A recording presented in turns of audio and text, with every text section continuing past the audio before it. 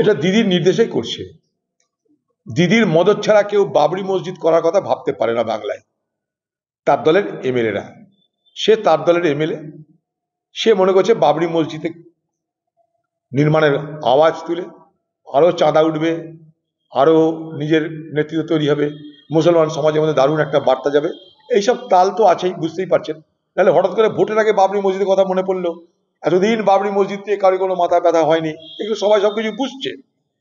কিন্তু বাংলার মুখ্যমন্ত্রী মমতা ব্যানার্জি, যিনি আমাকে হারানোর জন্য সেই এমএলএ কে দাঙ্গাই ব্যবহার করলেন, দাঙ্গা লাগালেন, হিন্দু মুসলমান বিভাজনের রাজনীতি করালেন, সেদিনও দিদি কখন তার বিরোধিতা করেনি, নিন্দা করেনি। যখন সে বলছে 70% মুসলমান, 30% হিন্দু মুর্শিদাবাদে, আমরা মনে করলে সব গঙ্গায় ভাসিয়ে দিতে পারি, সেই ক্যাসেট, সেই বক্তব্য দিচ্ছে কে তৃণমূল দলের এমএলএ, যে এখন বাবরি মসজিদ করতে চাইছে।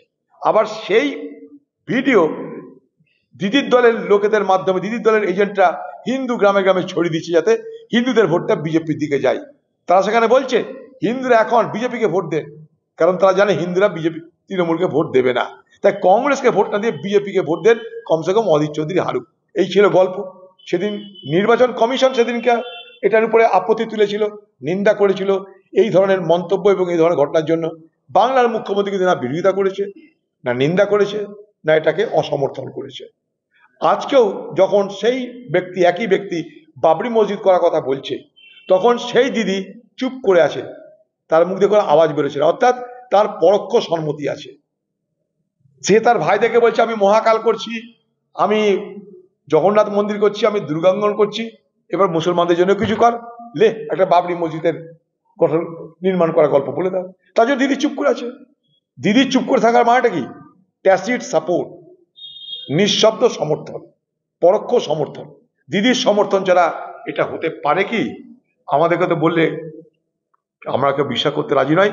দিদির দলের এমএলএ সে বাবরি মসজিদ বানানোর কথা বলছে, দিদি জানে না, সারা পৃথিবী জানে, সারা পশ্চিমবঙ্গ জানে, সারা মুর্শিদাবাদ জানে, কেবল দিদি জানে না তা তো নয়। দিদির সমর্থন তো অবশ্যই আছে। একদিকে দিদি বাবরি মসজিদ সমর্থন করছে, আরেকদিকে ওয়াকফ সম্পত্তির বিরোধিতা না করে সরকারের সব দাবি মেনে নিচ্ছে। পশ্চিমবঙ্গে এই ওয়াকফ আইন যেটা দিদি মেনে নিল, তার পরিণামে হাজার হাজার সম্পত্তি কিন্তু বেদখল হবে হবে হবে, আমি লিখে দিলাম।